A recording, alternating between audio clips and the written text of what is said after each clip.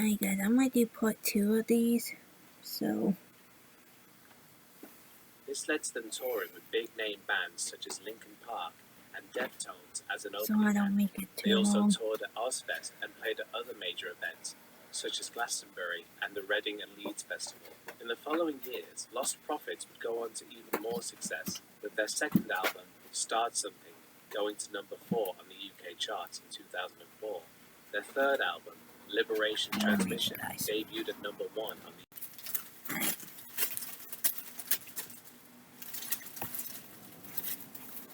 and featured what was probably the band's best-known song, Rooftops.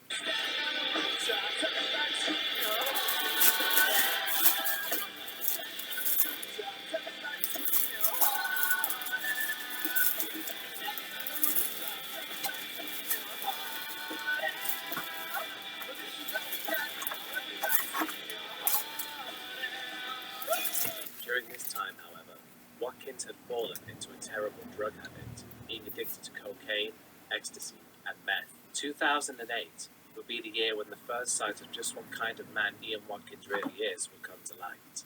In December of that year, Joanne Majelic, a former soldier and sex worker, had reported Watkins to the Pontypridd Child Services for sexual abuse towards several 14-year-old girls, after Watkins had bragged about taking their virginities. In January 2009, a police investigation was launched against Watkins following these allegations. However, this case was eventually closed later that year. Majelic attempted to report him several more times between 2009 and 2011, but no action was taken by the police. However, on April 3rd, 2012, one day after Lost Prophets' fifth album, Weapons, was released, a video surfaced of Watkins performing an obscene and disgusting act on an infant. Another video surfaced of him engaging in acts with an underage fan from Boston, Massachusetts. In December 2012, Watkins was arrested and charged with 13 sex offences against children, one of whom was only 1 year old. In November 2013, he pleaded guilty to the charges against him. It was also reported that he had sent a message to one of the women he was seeing saying, "If you belong to me, so does your baby." The day after his plea, he was reported to have made a phone call to a fan from prison, in which he described his horrific acts as mega lols, showing no remorse for what he had done. On December 18, 2013, Watkins was sentenced to 29 years in prison, with eligibility to apply for parole after serving 2/3 of his prison term, followed by 6 years of supervised release. After giving the sentence, the judge concluded that the case plunged into new levels of depravity. A senior investigating officer on the case described Watkins as a committed, organised paedophile and potentially the most dangerous sex offender he had ever seen. The other members of Lost Prophets formed a new band called No Devotion and recruited singer Jeff Rickey to effectively take Watkins' place, as they had made it clear that they wanted to sever all ties with their former lead singer. While his old bandmates continue on, Watkins is currently sat in a prison cell, where he'll most likely remain until 2042, as it seems very unlikely that the UK authorities have any intention of allowing someone as dangerous and as sick as him back into society. What are you doing? No time that could be called a good time is ever a wasted time.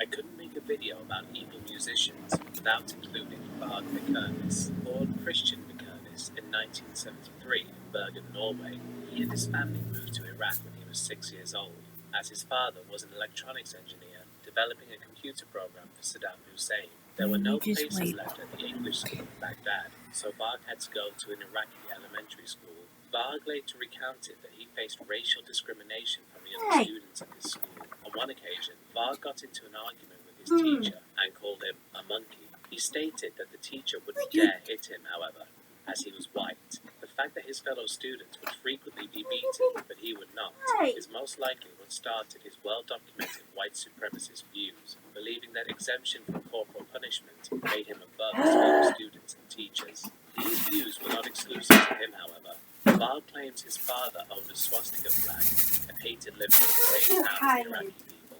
In regards to his mother, Varg has stated that she was scared that he would one day, quote, Come Home with a Black Girl. There are also claims that Varg was part of a neo-Nazi skinhead group as a teenager. Excuse me, He miss. denies How this, many saying that there were no twisters skinheads in Bergen. Hi, Varg and began that's where listening I'm to on the heavy track. metal music when he was 12 and cited Iron Maiden as his biggest influence.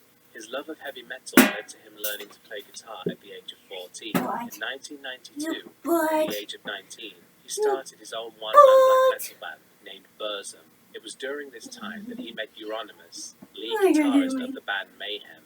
Despite being a highly influential figure in the Norwegian black metal scene, he was nevertheless controversial due to his actions following the death of Mayhem's previous lead vocalist, Per Olin, better known as Dead, whereby he found the lead singer immediately after he committed suicide via a gunshot wound to the head, and instead of calling the police or an ambulance, proceeded to take pictures of the scene and even cut pieces of Dead's skull and gave them to people who he considered worthy.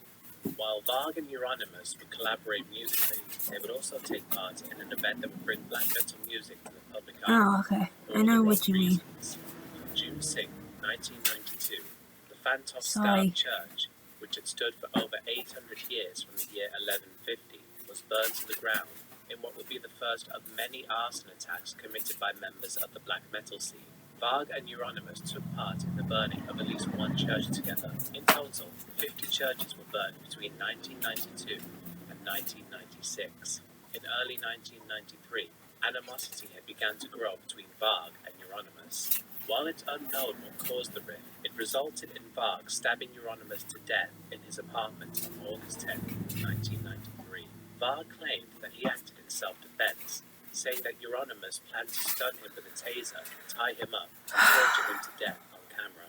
Varg's claim of self-defense is obviously questionable, as Euronymous had been stabbed 23 times, with 16 wounds being in his back.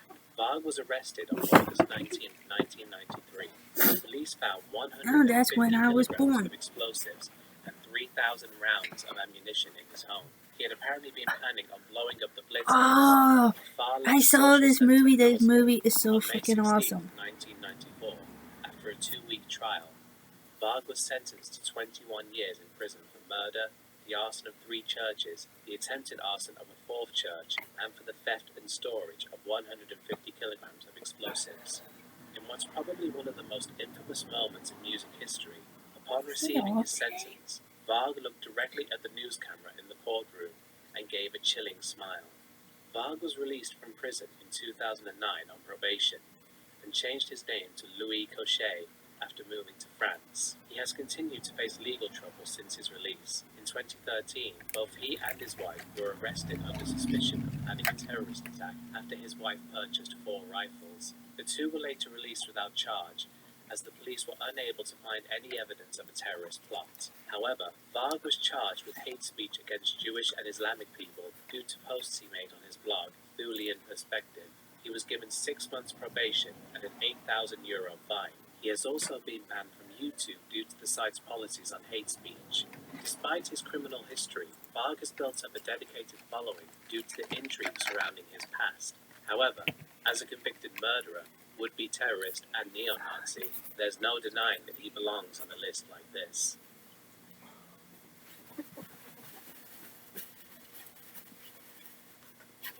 I heard of him. I've met Harvey him. Philip Spector was an American producer and musician. He was born in the Bronx, New York on December 26, 1939, to Jewish Ukrainian immigrants Benjamin and Bertha Spector. Phil experienced tragedy early in his life at only 9 years old, when his father committed suicide in April of 1949. Following this, Spector's family moved to Los Angeles when he was 14. Human He attended suicide means that you Fairfax High School, suicide where he yourself. would meet Means several kill other yourself. aspiring musicians, including future Beach Boy Bruce Johnston and Louis Adler, who would later go on to become a successful producer. During his time at Fairfax, Spector formed a band called the Teddy Bears, who in 1958 would release That's the a cute single band To Know name. Him Is to Love Him, which would make it all the way to number 1 on the Billboard Hot 100. Unfortunately, they were never able to replicate this success and split the next year.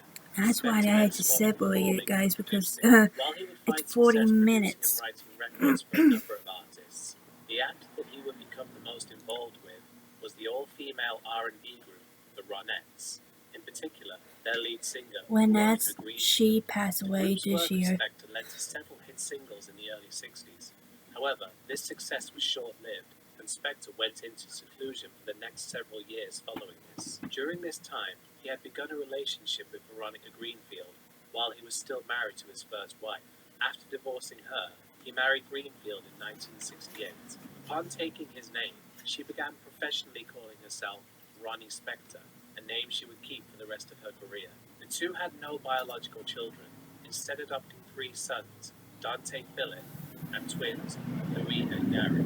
Ronnie would later allege that Spector had been horribly abusive to her during their marriage. He was subjected to psychological torment by not allowing her to perform, effectively sabotaging her career. He surrounded his mansion with barbed wire and guard dogs, and also took away her shoes to prevent her from escaping. One of the more bizarre claims made by Ronnie is that on the rare occasion that Spector did allow her to leave the house alone, she would have to drive with a life-size dummy sitting beside her in some sort of sick way for him to be with her in spirit. During their marriage, Ronnie began drinking heavily and fell into alcoholism, but she seemed to have done this so she could attend Alcoholic Anonymous meetings and get out of the house and away from her deranged husband. Spector had apparently even gone as far as to have a gold and glass coffin placed in the mansion's basement, and told her that if she ever tried to leave him, he would kill her and put her body on display. In 1972, Ronnie was able to escape from Spector's mansion with help from her mother, leaving all of her possessions behind. The two divorced in 1974. In the settlement, Ronnie was threatened into forfeiting all of her future recording earnings, with Spector claiming he would hire a hitman to kill her if she refused. She was also forced to surrender custody of her sons to him. Years later, their sons, Gary and Dante, would reveal that Spector was abusive towards them, with him keeping them captive in a similar way he had done to Ronnie. They also claimed that he would force them to engage in sexual acts with one of his girlfriends. In case you haven't figured it out by now, I'm just going to come out and say it. Phil Spector was a lunatic. Besides his horrific treatment of Ronnie Spector, he was also accused of waving guns around the studio. In 1970, while working on John Lennon's rock and roll album, Spector, reportedly high out of his mind on amyl nitrate, fired a handgun right next to Lennon's ear, seemingly as a sick prank. In 1978, while working on Leonard Cohen's Death of the Ladies Man album, a drunk Spector pointed a gun. No. Cohen, however, simply pushed the gun away. He also pointed a gun at Blondie frontwoman Debbie Harry and pretended to pull the trigger when he invited her to his mansion to discuss a studio collaboration. Most people probably assumed Spector didn't have the guts to actually go through with shooting anymore. Sadly, in 2003, he proved that this wasn't the case. On February 3rd, Spector met actress Lana Clarkson, who was working a side job as a waitress at the House of Blues in Los Angeles. He invited her back to his mansion, which she accepted. After arriving in Spector's limousine, the two went inside while the driver waited outside. An hour later, the driver heard a gunshot, followed by Spector running out of the back door saying, "I think I've just killed someone." Clarkson's body was found slumped in a chair with a gunshot wound in her mouth. Spector claimed that Clarkson's death was due to an accidental suicide after she had, quote, kissed the gun. However, several other women came forward during his trial, claiming that he had threatened them with a gun after they had rejected his advances. On May 29, 2009, Phil Spector was sentenced to 19 years to life in prison for the murder of Lana Clarkson. He appealed this sentence several times, but was denied each time. He died in prison on January 16, 2021, after being diagnosed with having contracted COVID-19. Essentially, there are two Phil Spectors that are remembered today, one being the groundbreaking record producer who gave the world many classic records, and the other being a cold-blooded killer who murdered an innocent woman for rejecting his advances. Hey, I'm really sorry I lost your number. If you go Toyota by helicopter, you don't need our lower car insurance rate. If not, there's Credit Karma. Charles Manson. I like Charles Manson. When I stand on the mountain and I say, do it, it gets done. If it don't get done, then I'll move on it.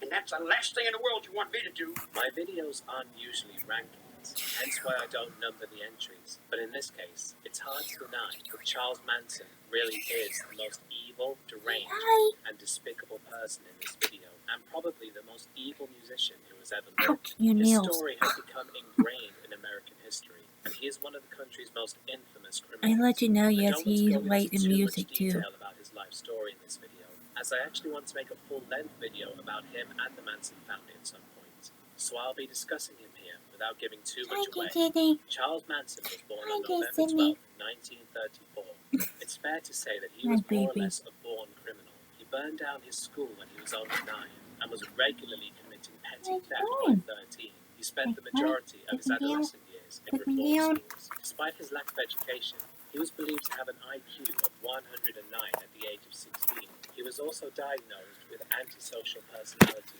Hey. disorder. In other Hey, words, hey, hey, he hey. was diagnosed as a sociopath. His time in reform school was a never-ending cycle of him escaping before being caught, only to escape again. He was eventually moved to a maximum security juvenile detention facility where he stayed until he was 20 years old, as he was released a year early for good behavior. During his time out of prison, he married a waitress in January 1955. That October, he was arrested in Los Angeles for driving a stolen car over state lines. He failed to appear in court for this charge and a similar charge against him in Florida, and was sentenced to 3 years in prison. Oh While no, serving guys, yet this another weather sentence, makes me. this time Yeah. in the United States Penitentiary in Washington, he learned to play the guitar with help from Alvin Carvis, leader of the Barker Carvis gang. He also met record producer Phil Kaufman, who believed that Manson's songwriting ability had the potential to land him a record deal. After his release from prison in 1967, Manson moved to San Francisco, where he met a number of women who he convinced to move into his apartment. Manson had become known to the hippies of the local area as a guru. He told these Come on, followers that they were the reincarnations of the original Christians, Come and that the here. establishment Come were on, come Romans up. who wished to control him. Naturally, by this logic, he saw himself as a messiah-like figure, often telling a story where he pictured himself nailed to a cross. I'm not taking The too large stuff. group, now made up of both men and women, they went on the Hey. road across the west Hey. coast of America Mrs. and called Wiggles, what themselves are you doing? the Manson family. In He 1968, nails me. two Try of it again, Manson's girl. female followers were hitchhiking and were picked up by a man who happened to be a famous musician, Dennis Wilson of the Beach Boys. Come here. He took the girls back to his home, and while there, he See, talked to them this about is my the Beach babies. Boys and how they'd Huh. been involved with a famous Indian guru named Maharishi Mahesh Yogi, to which the girls replied that they also had a guru, a man named Charlie. When Wilson returned from a recording session the next morning, he found that the entire Manson Oh, I family was watched there. that, Charles Manson greeted him of and him said that the women there on would do Netflix. anything Wilson asked. The two built up a Ouch. friendship of Your sorts, nails. and Manson told Wilson Ouch. about his desire to become a recording artist. Dennis took Manson to his brother Brian Oh, Wilson's come home on. studio, where Manson recorded over 100 hours of material, though these tapes have never been released. He also wrote a song for the Beach Hey, Boys Dad, you entitled can't send me. Cease to Exist. However, Yeah. Dennis reworked the song and That changed the might title just send to me. Never Learn Not to Love.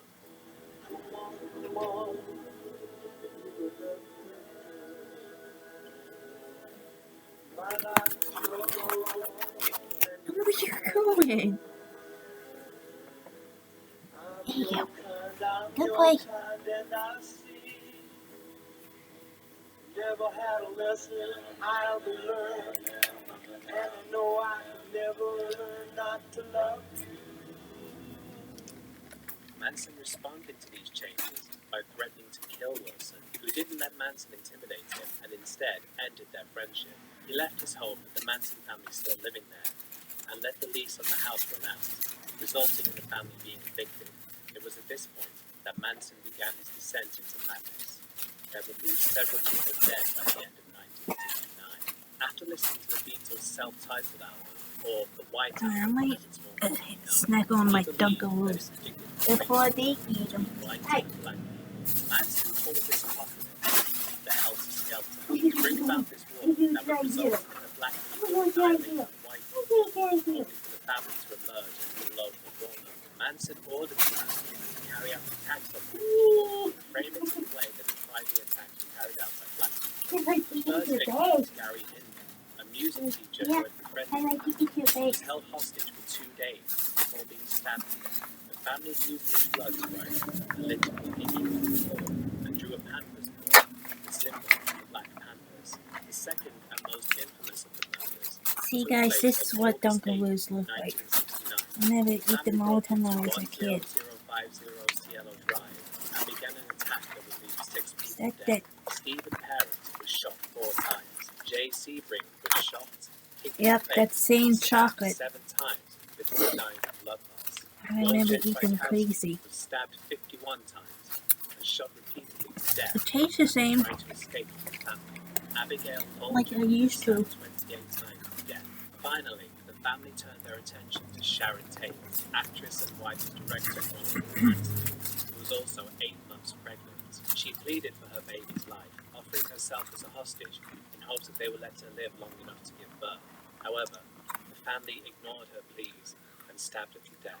Manson ordered the family to, quote, leave something witchy, so they wrote pig on the front door to take blood. On August 10th, the family murdered Leno and Rosemary LaBianca. Manson himself was actually present.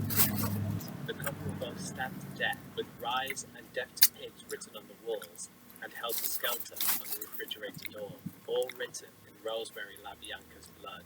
Manson and several other members of the family were arrested in October 1969 for auto theft.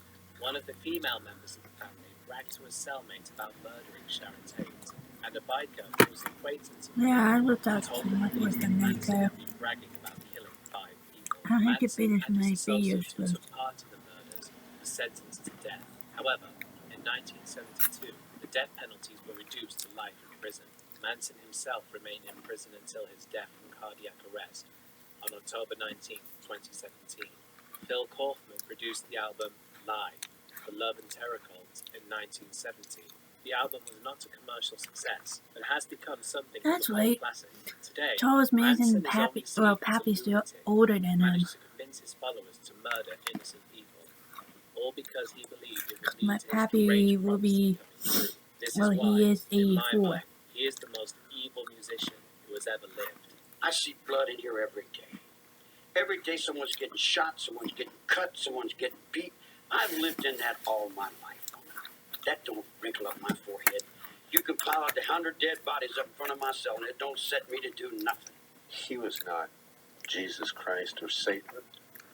He was a very odd, bizarre, high-energy little antisocial who had some poor, confused, middle-class dropouts who decided to follow him. And he got into a situation where he had enormous power over these people, and he pulled it all together into this incoherent, hateful kind of plan. And there was no one there to say, Charlie, girls, this is crazy. Alright, guys. And that's the end of the video, folks. That's I'm sorry all there of was only that, 7 and then I entries. see you in Next time I my make a list 6th video, one. I'll try to include more than just 7. So I see you then.